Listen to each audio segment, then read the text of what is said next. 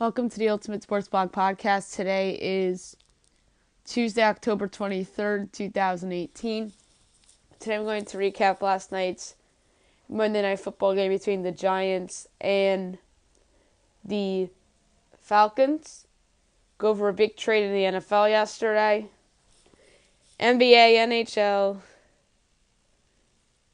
Do my weekly NFL power rankings and guess the lines. I'll make my World Series pick and two big international free agent signings by the Miami Marlins. All right, let's get to it.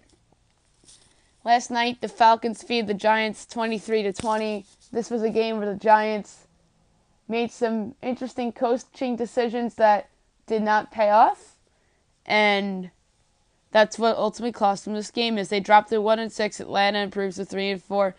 Eli Manning had a good statistical game, but the eye test told you he did not have a good game. 27-38, 399 yards and a touchdown. Matt Ryan, 31-39, 379 yards and a touchdown. And I really don't feel like talking more and more about the misery that is the New York Football Giants. But good win for Atlanta. They're still in the hunt for the NFC playoffs. See, NFC playoffs is kind of wide open in terms of the second and even the first wild card. I have no idea who those last two playoff spots are going to go to. And I just think that conference as a whole has underachieved. The Giants are a part of it. Atlanta themselves are even a part of it. Green Bay and San Francisco, with the injury to Jimmy Garoppolo, are the four teams I think have underachieved in the NFC, and obviously your reigning Super Bowl champion Philadelphia Eagles have a lot to do with that as well. And speaking of the NFC East, I was just talking about the Giants and how they lost the other day, or last night, and Philly's underachieving. The Dallas Cowboys went out and traded a first-round pick to the Oakland Raiders for wide receiver Amari Cooper. I'm shocked that John Gruden got back a first-round pick for somebody who's not worth a first-round pick. That is a huge win for John Gruden and a big fat L for Jerry Jones and the Dallas Cowboys. Amari Cooper is not a number one receiver. He's just not. He was a great player in college, but he hasn't lived up to expectations in the NFL. And maybe in a new culture in Dallas, he'll play better, but we'll see about that. I don't get why people said that Dallas won that trade and they're the NFC East favorites with this trade. No and no. The Oakland Raiders are going to have, in all likelihood, 3 top 20 picks in the draft next year, assuming that the Bears don't make the playoffs. And if they do make the playoffs, it'll probably be 3 top 26 picks, maybe top 28, because I don't see the Bears making the championship games. So, yeah. Big win for John Gruden, big fat L for Jerry Jones and the Dallas Cowboys. And I think Jerry Jones sent a message saying, hey, one last hurrah for you, Jason Garrett. If you don't make the playoffs, you're out. NBA, a couple shockers from last night, including the Magic upsetting the Celtics 93-90. Orlando improves to 2-2. Boston drops to 2-2. Nikola Vucevic was good. 24 points, 12 rebounds, and an assist on 11 for 18 shooting. Jonathan Isaac hit a big bucket down the stretch for Orlando. 18 points and 12 rebounds on 8 for 12 shooting. Evan Fournier had a nice game. 14 points on 5 for 13 shooting with 6 rebounds and 10 assists. Aaron Gordon, 13 points, 3 rebounds, 3 assists on 5 for 11 shooting. Kyrie Irving, 22 points, 10 for 19 shooting, 8 rebounds and 5 assists. Al Horford, 15 points, 6 rebounds, 4 assists on 5 for 13 shooting. Gordon Hayward, 11 points, 4 rebounds, 3 assists on 4 for 8 shooting. The Raptors defeated the Hornets 127-106. Not surprising that the Raptors won, but a little surprising that this game was a blowout. Toronto's 4-0, Charlotte's 2-2. Kawhi Leonard, 22 points, 4 rebounds, 3 assists on 9 for 14 shooting. Kyle Lowry and Danny Green each had 16 points. Off the bench, Jonas Valanciunas had a double-double, 17 points and 10 rebounds on 7 for 8 shooting. Kemba Walker, 26 points, 5 rebounds, 5 assists on 11 for 22 shooting. Jeremy Lamb, 16 points, 5 for 14 shooting. Willie Hernangona is off the bench, 11 points, 5 rebounds and an assist, 4 for 6 shooting. Malik Monk off the bench, 10 points, 2 rebounds, 3 assists, 4 for 12 shooting. The Timberwolves defeated the Pacers 101-91. Good win for the Timberwolves to improve to 2-2. Indiana drops to 2-2. Jimmy Butler, 20 points, 3 rebounds, 3 assists on 6 for 12 shooting. Karl-Anthony Towns, 17 points, 14 rebounds on 6 for 12 shooting. Taj Gibson, 13 points, 8 rebounds on 6 for 7 shooting. Derrick Rose off the bench, 11 points on 4 for 12 shooting. Josh Okogie, 12 points on 5 for 13 shooting. Victor Oladipo, 20 points, 7 rebounds, 3 assists on 8 for 23 shooting, so not a good statistical night for Oladipo from a field goal percentage standpoint. Bojan Bogdanovic, 20 points, 5 rebounds on 8 for 12 shooting. The Bucks defeated the Knicks 124-113. Milwaukee's 3-0. The Knicks are 1-3. Giannis Antetokounmpo, again, the best player on the court. 31 points, 15 rebounds, 4 assists on 13 of 29 shooting. Eric Bledsoe had a nice game. 16 points, 4 rebounds, and 13 assists. 6 for 11 shooting. Chris Middleton had a great game. 30 points, 7 rebounds, 2 assists on 11 for 14 shooting. 7 for 8 from 3. Tim Hardaway Jr. is off to a good start for the Knicks. 24 points, 2 rebounds, 3 assists, but on 10 for 23 shooting, he fouled out of the game. Trey Burke, 19 points, 5 rebounds, 4 assists, and 9 for 18 shooting. Enes Kanter, another double-double, 14 points, 13 rebounds on 6 for 12 shooting. Mario Hezonja off the bench, 18 points, 4 rebounds, 3 assists in 30 minutes, 8 for 16 shooting. Damian Dotson, 14 points, 8 rebounds, 5 for 13 shooting. The Mavericks defeated the Bulls 115-109. The Mavs are 2-1. The Bulls are 0-3. Wesley Matthews, 20 points, 2 rebounds, 4 assists, 6 for 15 shooting. Luka Doncic, 19 points, 3 rebounds, 6 assists on 7 for 14 shooting. DeAndre Jordan, 18 points, 16 rebounds, 8 for 11 shooting. Zach LaVine, 34 points, 3 rebounds, 2 assists on 11 for 15 shooting. Bobby Portis, 12 points, 8 rebounds, 5 for 9 shooting. Chris Dunn, 9 points, 4 rebounds, 7 assists on 4 for 13 shooting. Jabari Parker off the bench, 20 points, 8 for 14 shooting. In the other shocker of the night, the Grizzlies beat the Jazz 92-84. The Grizz are 2-1. The Jazz are 1-2. Mike Conley, 23 points, 7 rebounds, 4 assists. Marc Gasol, 18 points, 13 rebounds, 4 assists. Donovan Mitchell, 14 points, 3 rebounds, 4 assists, 6 for 17 shooting. Not a good game for him. Jay Crowder, 15 points, 8 rebounds off the bench, 4 for 7 shooting, 2 3-pointers. Rudy Gobert, 11 points, 12 rebounds, 4 for 6 shooting. The Wizards defeated the Trailblazers 125-124 in overtime, which was a great game. Wizards 1-2, Portland's 2-1. Markieff Morris, 28 points, 9 rebounds, 9 for 15 shooting, 6 3-pointers in 10 attempts. Bradley Beal, 25 points, 8 rebounds, 7 assists, 10 for 25 shooting. Great game for him. John Wall, 16 points, 4 rebounds, 9 assists, 5 for 19 shooting. Kelly Oubre off the bench, 22 points, 6 rebounds, 9 for 13 shooting, 3 for 3 from 3. Damian Lillard, 29 points, 8 rebounds, 8 assists, 7 for 21 shooting, 2 for 10 from 3. CJ McCollum, 13 points, 4 rebounds, 4 assists, 5 for 25 shooting. Terrible shooting games for Lillard and McCollum. Somehow they get the overtime. Nick Stauskas off the bench, 15 points, 8 rebounds, 3 assists, 5 for 10 shooting, 3 for 6 from 3. Yusuf Nurkic had a nice game, 22 points, 18 rebounds, 2 assists, 9 for 16 shooting. Alfredo Camino, double-double, 16 points, 15 rebounds, 6 for 8 shooting, 3 for 5 from 3. The Warriors defeated the Suns 123-103. Another ho-hum win for the Warriors. They're 3-1. Phoenix is 1-2. Stephen Curry, 29 points, 4 rebounds, 8 assists, 11 for 18 shooting. Klay Thompson, 16 points, but he hurt his ankle in the game. Kevin Durant, 22 points, 4 rebounds, 3 assists, 9 for 17 shooting. Jonas Jerebko off the bench, 13 points, 5 rebounds, 3 assists, 4 for 8 shooting, 3 for 5 from 3.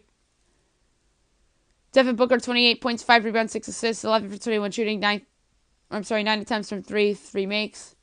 DeAndre Ayton, 20 points, 14 rebounds, 5 assists, 6 for 11 shooting. TJ Warren off the bench, 27 points, 4 rebounds, 3 assists, 12 for 17 shooting, 3 for 5 from 3. And last but not least, and what was the game of the night, the Spurs defeated the Lakers 143-142 in overtime. LeBron James hits the game-tying 3 to force overtime. Then in overtime, LeBron James misses 2 critical free throws. Then Patty Mills hits the go-ahead jumper with 6.8 seconds to go for the Spurs to pull off the upset to go to 2-1. The Lakers and LeBron dropped to 0-3. LaMarcus Aldridge, 37 points, 10 rebounds, 5 assists, 13 of 22 shooting. DeMar DeRozan might have been the best player on the court, 32 points, 8 rebounds, 14 assists, 11 for 29 shooting. Bryn Forbes, 16 points, 3 rebounds, and an assist, 6 for 14 shooting. Marco Bellinelli off the bench, 15 points, 5 for 9 shooting, 3 for 6 from 3. Patty Mills off the bench, 12 points, including the go-ahead jumper, 4 for 7 shooting. LeBron James, 32 points, 8 rebounds, and 14 assists, 11 for 25 shooting, 2 for 8 from 3. Kyle Kuzma, 37 points, 8 rebounds, 3 assists, 15 of 25 shooting, 4 for 10 from 3. Josh Hart, 20 points, 10 rebounds, and an assist on 8 for 14 shooting, 4 for 7 from 3. Lonzo Ball, 14.6 rebounds, 6 assists on 5 for 9 shooting, 3 for 7 from 3.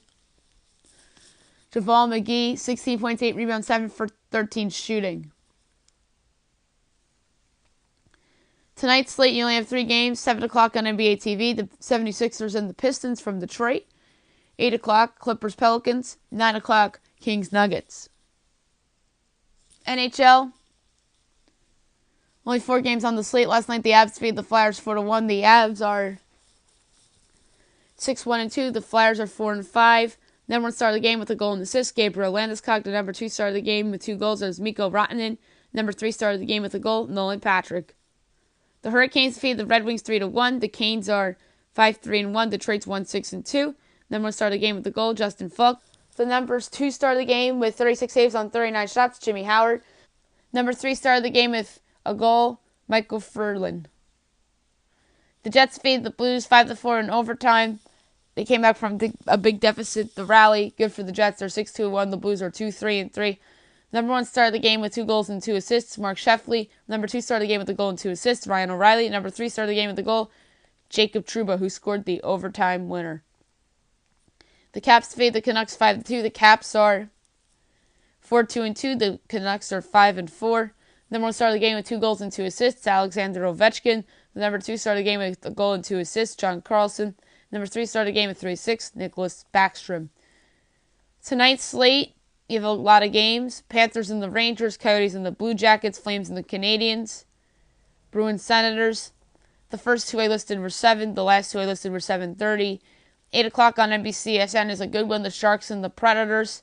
I think the Preds have been the best team so far. I think they'll win to send the Sharks down to 500. 8:30 Ducks, Blackhawks, Kings, Stars. 9 o'clock Penguins, Oilers. NFL Power Rankings, I'm going to blow right by these. 32 is the Cardinals. 31 is the Raiders. 30 is the Bills. 29 Giants. 28 49ers. 27 Colts. 26 Broncos. 25 Bucks. 24 Jets. 23 Falcons. 22 Browns. 21 Titans. 20 Packers. 19 Dolphins. 18 Lions. 17 the Jaguars. What the hell has happened to them? 16 is the Cowboys. Bad loss for them over the weekend. 15 is the Texans. They've rallied back to take first place in the AFC South. 14 is the Seahawks. They've exceeded my expectations. 13 is the Redskins. They're playing well in spite of Alex Smith not playing well. 12 is the Eagles.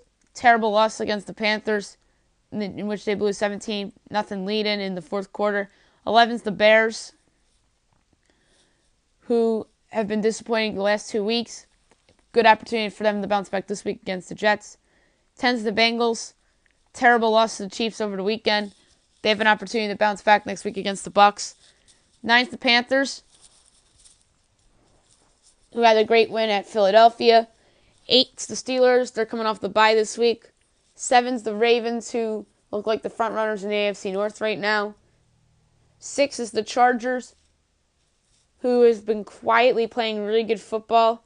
5's the Minnesota Vikings. They have a big one on Sunday night against the Saints.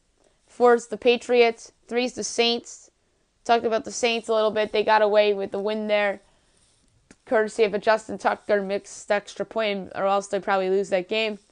The Patriots, another ho-hum win for Bill Belichick and Tom Brady. Number 2 is the Kansas City Chiefs, who looked like a dominant football team out there on Sunday night by destroying the Cincinnati Bengals. And number 1 is Los Angeles Rams. They played one of their better games of the year by defeating the 49ers by that big of a margin. Guess the lines for Week 8.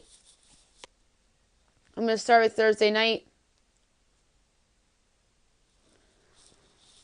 You have the Dolphins at the Texans. The Texans are laying 6.5 against the Dolphins, which is my guess. But in reality, the Texans are laying 7.5, so I was a point off. From London, the Eagles at the Jaguars.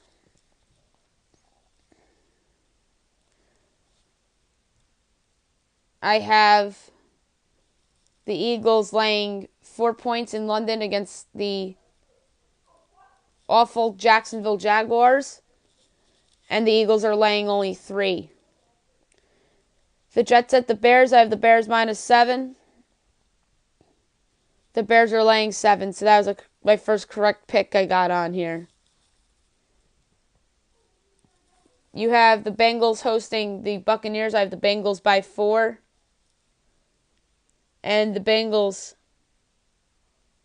are laying 4.5, so it's a half point off there. The Seahawks at the Lions. I have the Lions by 3. And Detroit is laying 3, so a correct pick there. The Broncos at the Chiefs. I have the Chiefs -10. The Chiefs are -10, so another correct pick on the podcast. The Redskins at the New York Football Giants. I have the Redskins by 2.5.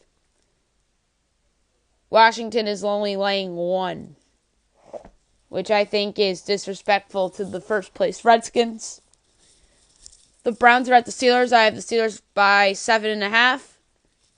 And Pittsburgh is laying 8, so I was a half point off. Ravens at the Panthers. I have the Panthers by 3.5. And Baltimore's actually laying 2, which I think is a little bit strange. The Colts at the Raiders. I have it as a pick'em. And Indianapolis, after the trade, is laying 3 points. Wow. I think this could be a trap game for Indy, potentially, with the Raiders making all those trades. And maybe more trades to come. They're trying to out-tank the Giants and whomever. Cardinals, maybe even Indianapolis. But Indy has no reason to tank because they don't need a quarterback. They need defensive talent, so maybe they're tanking for Nick Bosa, perhaps, potentially down the road. The Packers at the Rams. I have the Rams laying 12.5. The Rams are only laying 9. I think that's a little too much respect for Aaron Rodgers. The 49ers at the Cardinals. I have San Francisco by 1, and it's a pick'em. I have the Saints at the Vikings. I have the Vikings by 3. Vikings are only laying 1 in their home building against the team that they beat in the playoffs last year. So, The Patriots at the Bills, I have the Pats by 10.5. And the Pats are laying 14. Holy crap. It's a big number. Probably the biggest road team spread of the season so far. Against what is the AFC's worst team other than maybe Oakland. Quickly before I go, I'm going to make my pick for the World Series. It begins tonight. You have the Red Sox, you have the Dodgers, Joe Buck, and Joe Davis, and Tom Verducci, Ken Rosenthal, Aaron Andrews will all be involved. The Red Sox offense has been relentless in the playoffs. Has been the best in the game all year, led by MVP candidates Mookie Betts and JD Martinez. Andrew Benintendi's had moments in the playoffs, so has Xander Bogaerts. Even role guys such as Brock Holtzman stepping up, and Rafael Devers, Mitch Moreland. Jackie Bradley Jr. was the ALCS MVP. The Dodgers offense has been Jekyll and Hyde a little bit. They've been striking out a lot, but in Game 7, they came up with home runs when it mattered the most. Manny Machado, Yasiel Puig, Max Muncy, Justin Turner, Cody Bellinger. Bellinger and Puig were the ones with the big home runs in Game 7. Pitching, the Dodgers have the edge there with Clayton Kershaw and Walker Buehler in that rotation. And on the other side, Chris Sale has been a little iffy. He's had that issue with his belly button ring that came out the other day. David Price was phenomenal in Game 5. Nathan Eovaldi has been a big X factor for them and has pitched meaningful innings and has been successful at it. Rick Porcello has actually been a both starter and reliever and has done a nice job in both roles. The bullpen edge, I think it's a push right now because the Red Sox guys are overachieving, like Ryan Brazier and Matt Barnes and Joe Kelly. And Craig Kimbrell has probably been a liability in the playoffs, even though his defense has helped them out big time in both series, by the way. I think if it's not for their defense, they're probably out against the Yankees. And certainly would have been out against Houston. And on the flip side, the Dodgers, their bullpen's in pretty good shape. Kenley Jansen and Ryan Madsen's pitched big innings for them. Julio Urias has been an X factor. Was on the NLCS roster and pitched pretty well out of the pen. You also have Scott Alexander.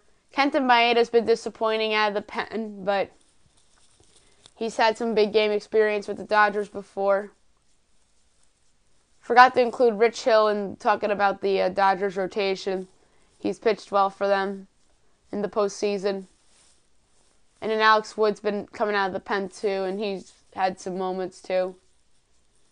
But that said, my pick is the Boston Red Sox in 6 games because it just feels like it's their year. I mentioned their pen has been overachieving in the playoffs. My big fear is that their pen reverts to back what it was in September before the playoffs. But I'm going to take Boston in 6. They'll clinch in front of their home fans in Fenway like they did in 2013. And my pick for the World Series MVP, this is a very hard call. But I'm going to say JD Martinez. I think he gets some big hits in Fenway. He'll play in the outfield in Los Angeles. And I'm going to say he rakes off the Dodgers pitching. So let's give JD Martinez the World Series MVP. And if the Dodgers win the World Series, I think it's going to be Puig. Because he's had some moments in the playoffs. And I think it'd be fitting for him to win the World Series MVP in what is perhaps his last year at the Dodgers. Quickly before I go, the Marlins made two big international free agent signees with Victor Mesa and Victor Mesa. Those are two huge gets for Miami. They instantly become huge parts of their farm system. I'm interested to see where they rank in their farm system, probably among the top, if not the top two spots. But we'll see. That's it for today. I'll be back tomorrow recapping World Series Game 1, NBA, NHL, and we'll go over anything else that happens in the world of sports. I hope you guys have a great day, everybody.